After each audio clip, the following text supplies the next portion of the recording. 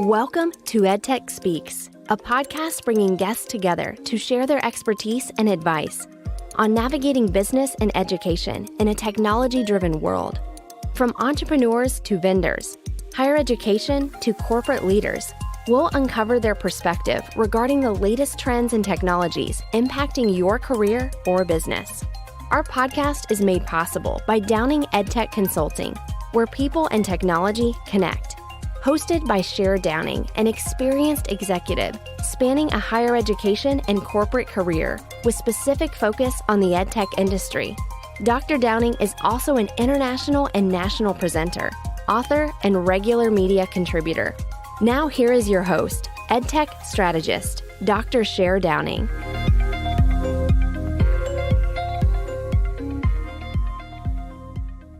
Hi, everyone. Welcome to EdTech Speaks, a podcast where we bring guests to share their expertise and advice on navigating business and education in a technology-driven world. Our goal is to provide you with options for products, services, and knowledge that can help benefit you or your business. I'm Cher Downing, your host, and I want to introduce today's guest, Dr. Loren M. Hill. Hi, Loren. I'm great, Dr. Downing. Thank you so much for having me today. Well, I'm very excited to bring you in here because I know that you're going to talk to us today about academic career coaching. But what I really love is when you talk about the fact that you're a licensed clinical psychologist specializing in neurodevelopmental assessment and testing, which is a mouthful for anyone to say. I think the conversation we're going to have today is about the great things that you're doing in that area. The fact that you're utilizing technology and bringing in some really interesting ways of working through these situations and preparations. And then also we're going to talk a little bit about the impact that COVID's had and how people are doing throughout this process. Let's hear a little bit about you and your background. Yes, thank you for that great introduction. And yes, it is a mouthful. So do a couple different things. And specifically with regards to my clinical psychology practice, we focus there on neurodevelopmental assessments. And that is things that we would find from literally birth to around age 9 or 10, and sometimes a little older. That could be related to speech and language delay, autism, intellectual disabilities, so on and so forth. These are typically things that we see that are organic and not due to some type of injury or head injury or a fall or a crash or a stroke or something along those lines. So that's what we supposed to specialize in the clinical practice. And while that gives me a lot of joy and satisfaction to be able to work with families to help them determine various diagnoses, where you and I have connected is really around the space that intersects between education and technology. And so I, in my career, have been in academia for well over 25 years in various capacities. I started my academic career, I would say a little unbeknownst to me, by being a TA. It was the beginning of my academic career because a coach, mentor, professor sort of tapped me and said, I think you'd be great as a TA. And I said to her, well, I've got a lot going on. I don't really know that that's something that I'd be interested in doing right now. And she totally encouraged me to do it. And I found that I really enjoyed it.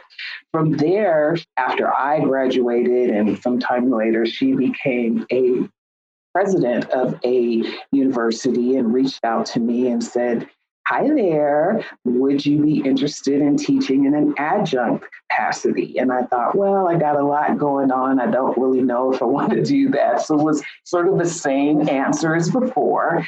And she really encouraged me to consider it because she knew how I enjoyed engaging in the classroom. And so with some encouragement and some support from her, I became an adjunct faculty member. Did that for a number of years at a few different institutions and went on and pursued my mental health degree and career and again, simultaneously teaching adjunct in different areas. And then ultimately through what I would call a crooked path, not a direct path to academia, I became a core faculty member at an academic institution.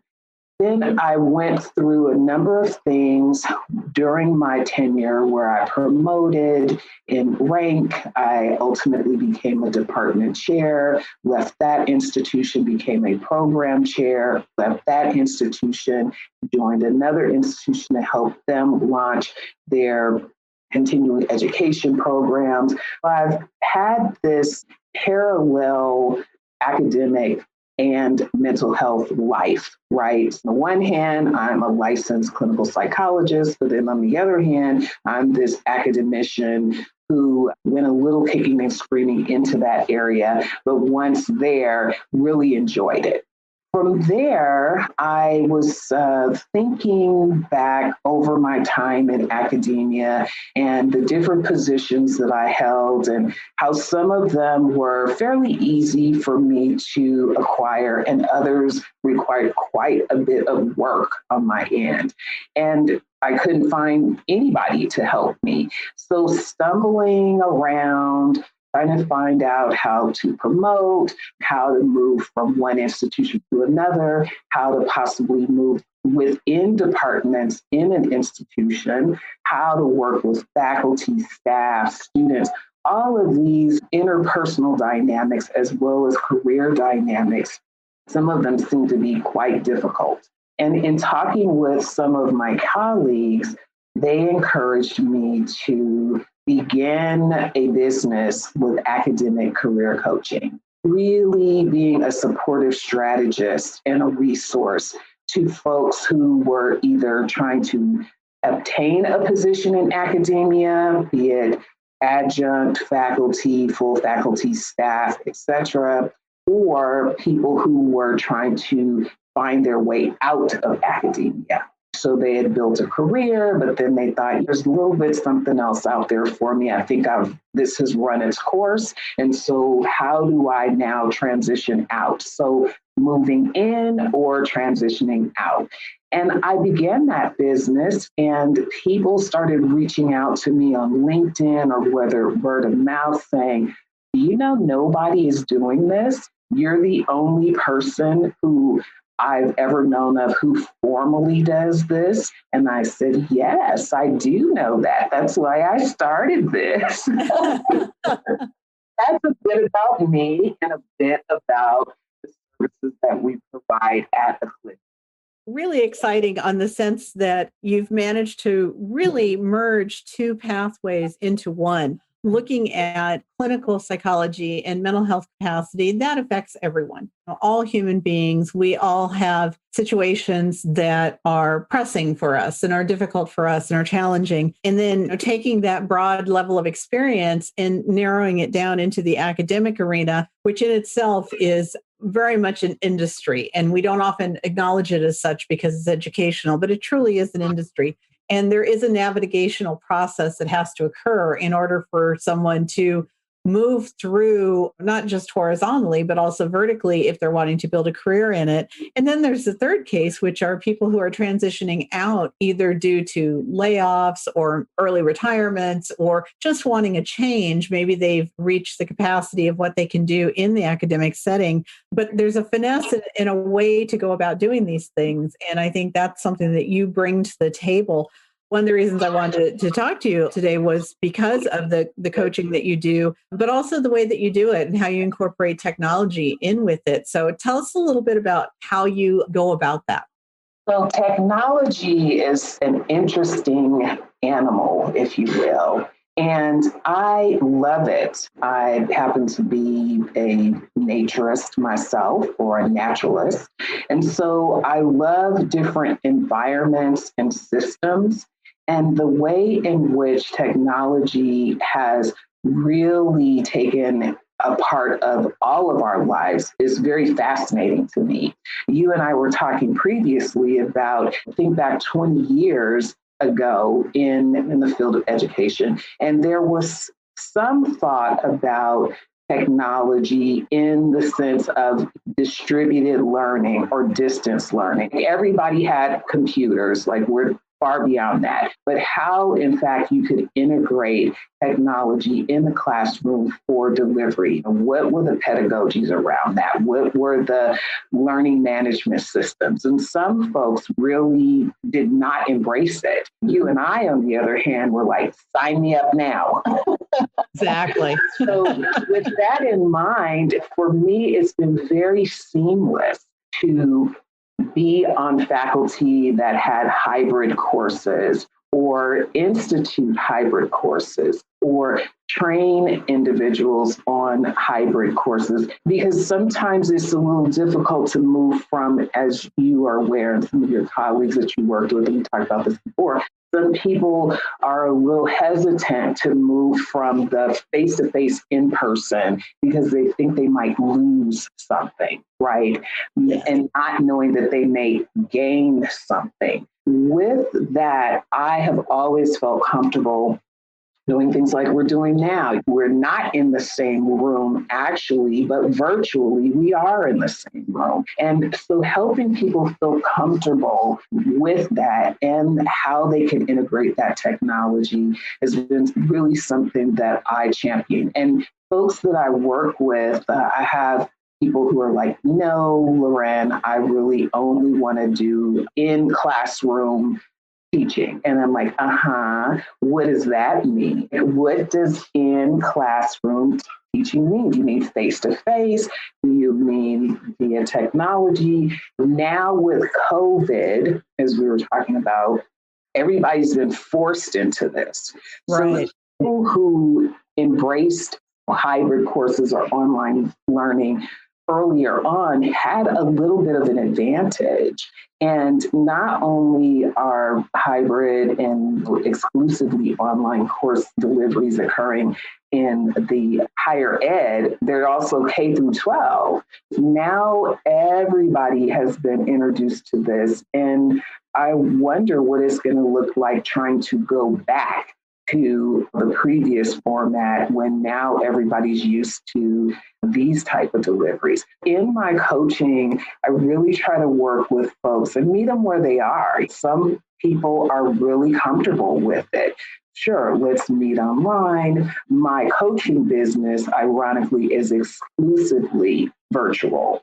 On the other hand, my mental health business is a bit of a hybrid now. There's only so much that you can do distance. And when we talk about cognitive assessments, many of those and intellectual assessments, we have to do face-to-face. So it's that has shifted to more of a hybrid model. But with the academic career coaching and strategy, it's all virtual. And I'm really happy to say that I've set my business up like that in the early stages because I wanted to be available to people really across the nation. No, that makes absolute sense. And I think it's so pivotal right now because we're seeing such upheaval at colleges and universities across the nation with layoffs, furloughs.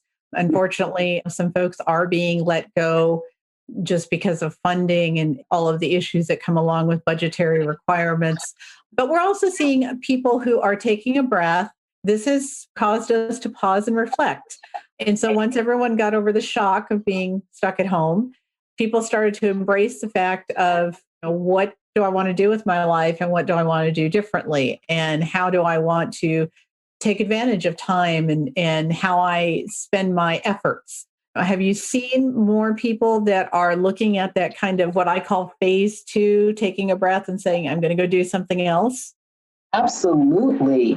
And ironically, it's happening in both directions. So I'm getting folks who are reaching out to me saying, I was already at the point or the age where I was thinking about what am I going to do next within academia. I'm a full professor or I'm a chair and I liked being an administrator, but now not so much. Maybe I want to go back into the classroom or maybe I want to exit academia altogether. We're strategizing about how to, use your term, pivot from that and take the skill sets that you've learned, you've utilized, and how you can be viable to another market. Or maybe you want to create your own business. I mean, now is a great time for entrepreneurial efforts. If we can sit down and think it through, like, okay, what do you really want to do? What have you done? Is there a need for this? How can we map that out? So we work on those things. I have one client that I'm working with now who actually taught abroad and was now stuck. We're thinking about being stuck at home. Well, she's stuck at home because she can't travel internationally.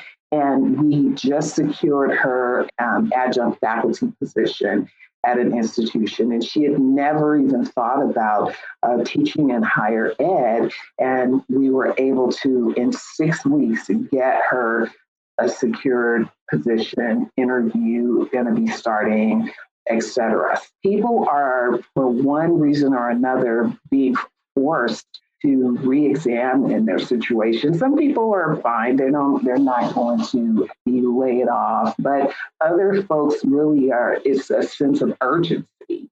Those are two examples of clients that I'm currently working with. Those are wonderful examples. Thank you for sharing those.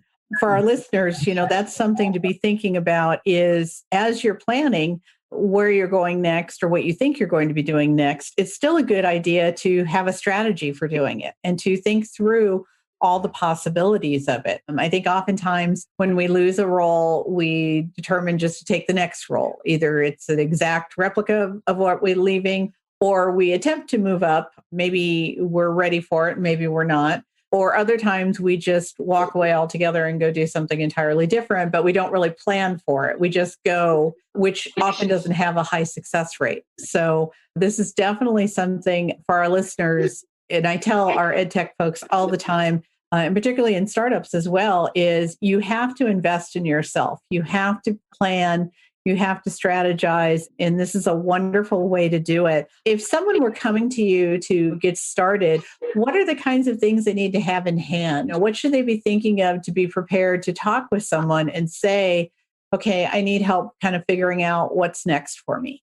So I would say the first step is just reaching out to me. You don't have to have anything in hand. All you have to do is have the question. Here's where I am.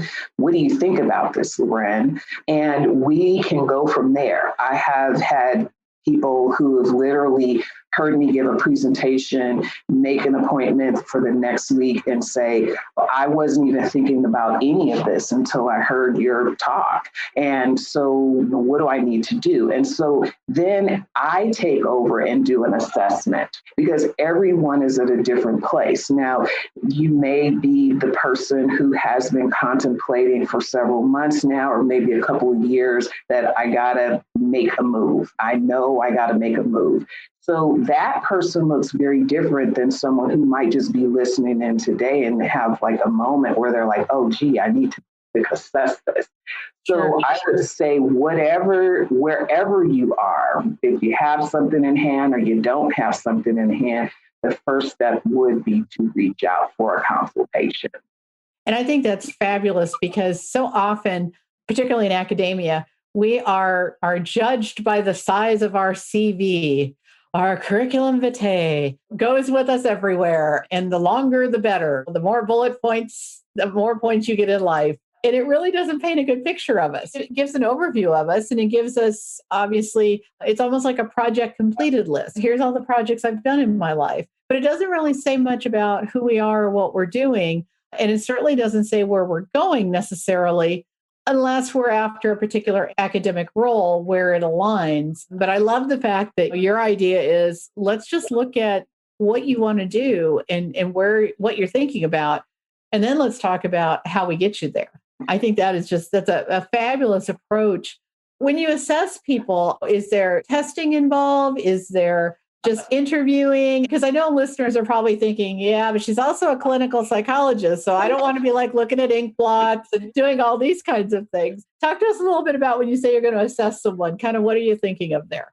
I'm so glad you pointed that out because people always default to that. Well, wait, she's a psychologist. Is she analyzing me? No, I'm not, because that's not what we're doing when we're coaching. It's two separate buckets. So if you're making an appointment to see me clinically, that is something we're going down a whole different path. But for coaching, the assessment is really just that. Let's take stock of where you are. The type of coaching that I do, even though it is academic career coaching, I don't really do the formal career assessments, if you will, because we already know that you're looking at academia, either entering in or exiting out of.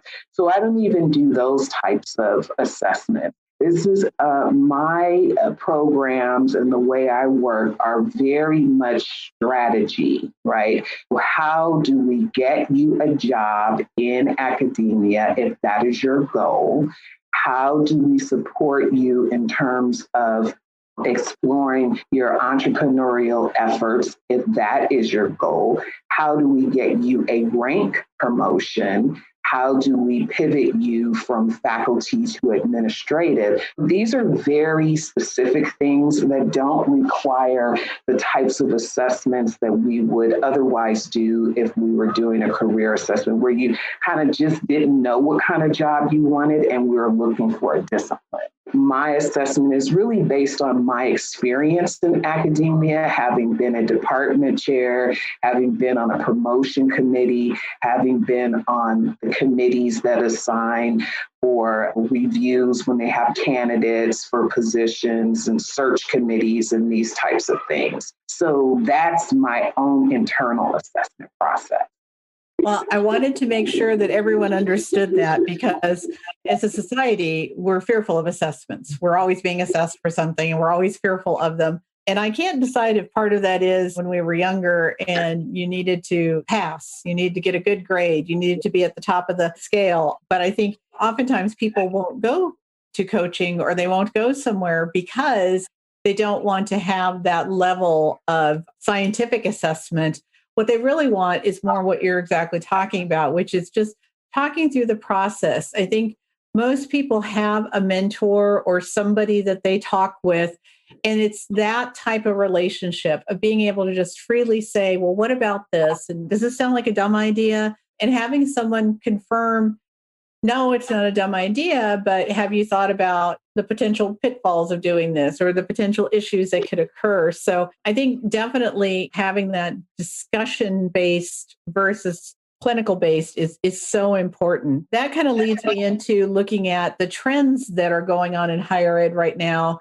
And obviously, we're going to see the trends change now post-COVID or whatever. I don't know that we'll ever be post-COVID, but whatever beyond our initial COVID situation is, what are you seeing out there and where do you think we're going with it in terms of, what career availability there is and what opportunities there are in exiting? What I'm seeing in working with some of my current clients, doing actual job searches with them, because we spend some time doing that. We're looking online to see who's hiring, what positions are open. And I can tell you that the adjunct positions are remaining open. Part of that is due to what you and I sort of uncomfortably talked about earlier, is some of the layoffs and the downsizing. From a budgetary position, if I were department chair or if I were someone looking over, can I really support a full-time faculty member now, or would my budget be better served with having several adjuncts? Well, the answer is clear. Let's get the adjuncts in here because the salary is different and then there's the benefits, et cetera. There are adjunct faculty positions, lots of them. And I would say that there are some full-time faculty positions and some part-time faculty positions.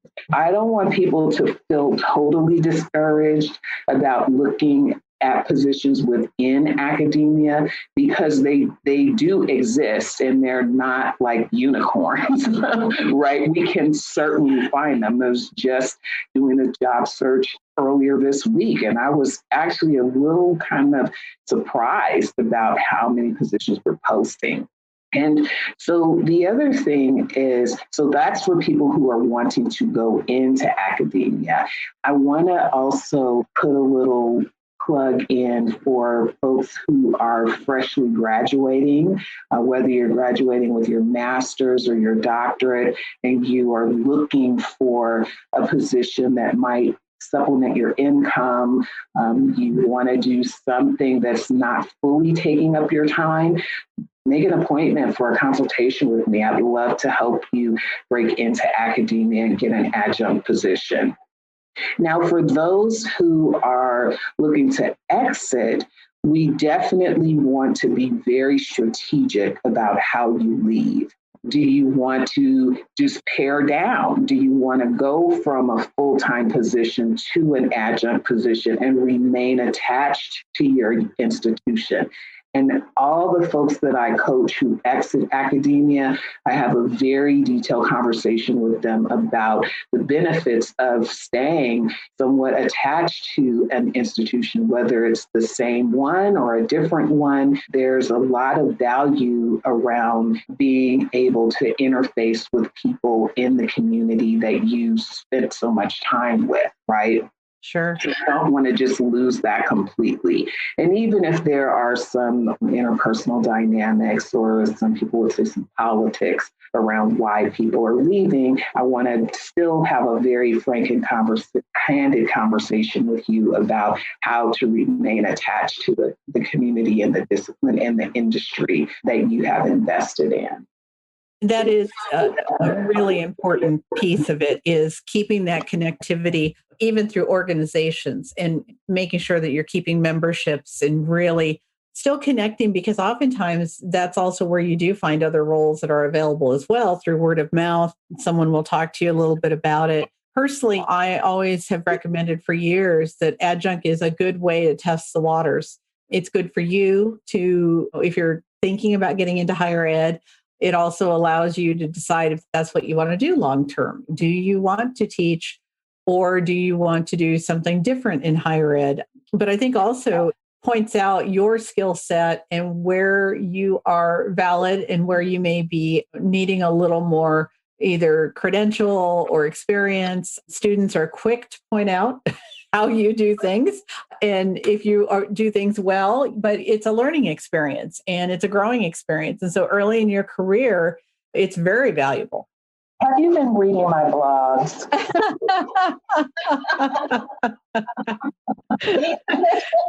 It is so true, though. I think for all of us that started out doing that, we learned pretty quickly what we wanted to do, but we also learned what our skill sets were and where we needed to brush up on our skill sets. As with anything that you do, you've really got to have that. But there's an interesting component when you teach, because you have a full critique audience who either by conversation or by lack of conversation really point out your strengths and your weaknesses.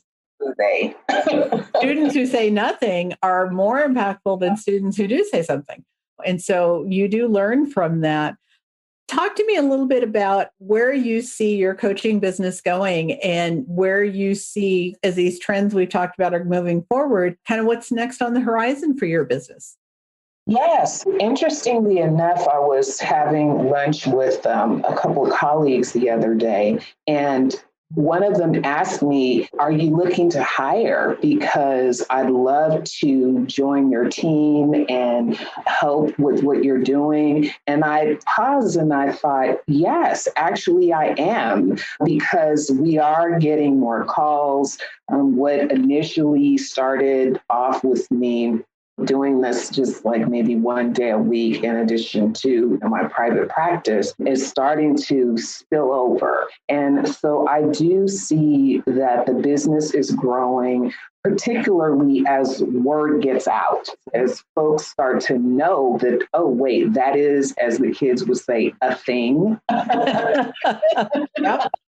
Yes, it is a thing, and we do it, and we are happy to do it. And so I think the other reason why I see the business growing exponentially is because we really, in my core of creating this business, it was to help people ascend in your field, in your industry, in academia.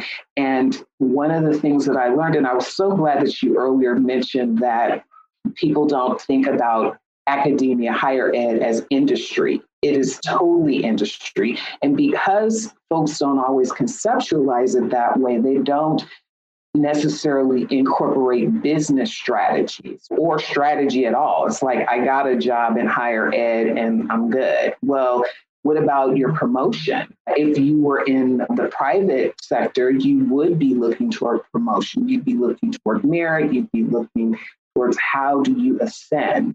This is a whole industry, and there's a whole discipline around academic leadership that people don't even realize. And so I actually did a 1-year program, NSF funded, on academic leadership.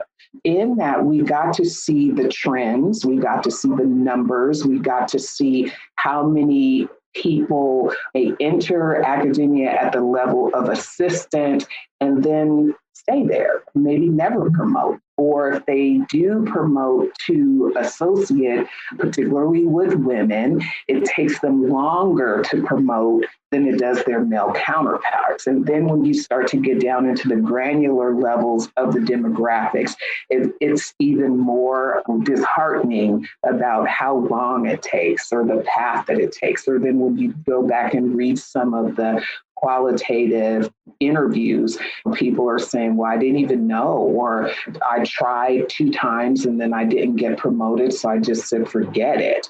This whole idea of this being an industry and there being strategies, or there being coaches and mentors or folks who can sort of help navigate this path is what really got me started with this. So once I knew all of this secret magic information that was not hidden, right? Yep.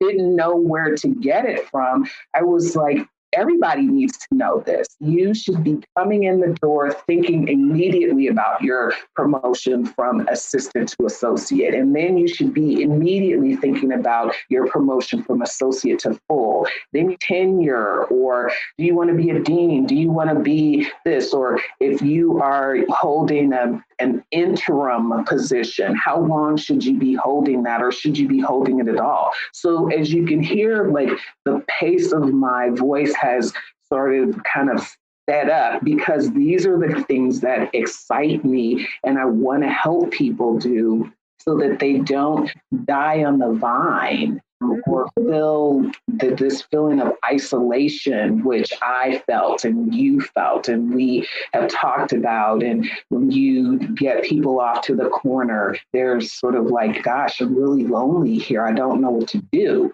I don't want you to feel that way anymore. You to call me. I want you to make an appointment. We are adding folks because we imagine our business is growing. I mean, we see it. And there may come a day in the very near future where I'm doing this full time and not doing my neuropsych assessments as much anymore. And I won't say I'm going to completely move away from that, because that works a different part of my brain. And I have to have those kinds of numbers going off in my head. So that's what I would say the future of the business is. I think it's growing. It's going to continue to grow. Technology is not going away. People are going to need to know more about how to navigate those, how to interface with people. What is hybrid education? What is distributed education? What does that all look like in higher ed? And is it something I need to do? Yes, it is. I mean, it's no longer a question anymore, right? It's just, you have to do it. Well, and so to our listeners, obviously you can hear the passion and the excitement in what she's working on and what she's doing in the coaching realm. From personal experience, she is spot on. I think oftentimes in the best situations, universities and colleges are large animals and they bring you in and they want to help and they assign you to someone in a department. And it's a flip of the coin. You will talk to people who have wonderful mentors who are guided through the process, whatever the process may be, and just have wonderful stories of their institution and how they grew into their role there. You will talk to other people who have just said, wow, I got dropped off in a department and everyone stays in their office with their doors shut. And I see no one, and no one really welcomed me. No one really helped me. I had to purposely go out and find all the information all the time. And I suspect it's going to be even worse now because as we shutter and we stay at home and we allow faculty to teach from home, there's really no camaraderie. Even just that little bit of water cooler time and being in the break room has gone out the window. It's not being recreated on Zoom because people are creating meetings, but not that just insolent time where you get the chance to really get to know someone, to hear their war stories, to do that. So more so than ever, this coaching mechanism is going to be so important. And I think as we talked about treating higher ed as an industry, it's very valuable in other industries to have coaching, to get certifications, to find that mentor who will work you through where you want to go and what you want to do in a company or in a corporation. Higher ed has not always had that level of stake in it because the assumption has been once you get in, you'll just kind of move up if and when a gate opens, if and when somebody leaves and you can move over. But the times are changing. And now it's becoming big business to be in higher ed, just like every other industry. The opportunity to use your services and to get help with navigating and really to assess, because oftentimes we get into higher ed and we stay in it because it's what we've always done. I know there was always the old joke that if you look somewhere on a sidewalk at every institution, it says, because we've always done it this way.